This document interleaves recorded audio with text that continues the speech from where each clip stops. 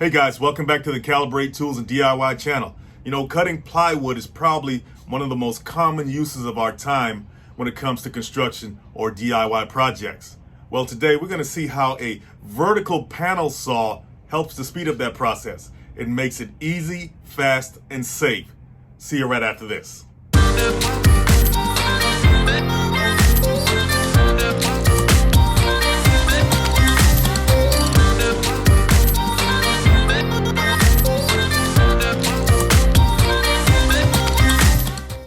Okay guys, I was working on a project and I needed some 3/4 inch plywood cut in strips of about 10 inches wide by about 3 feet long. So I'm already thinking, I gotta break out the circular saw, do my measurements, draw my lines, slap a fence on it, and start cutting. I'm thinking, this is gonna take a while. Then I had a light bulb moment. You don't have to do all that, just let them cut it at the hardware store.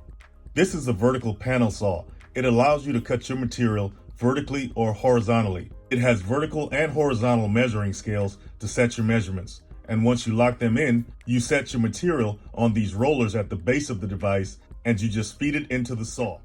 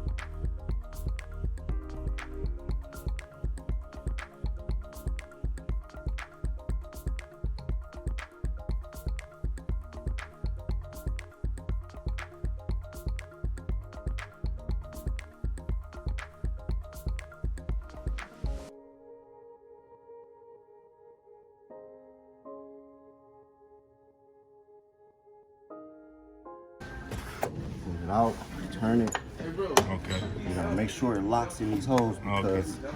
some people do it off and it Okay. won't really lock. Okay. Gotcha.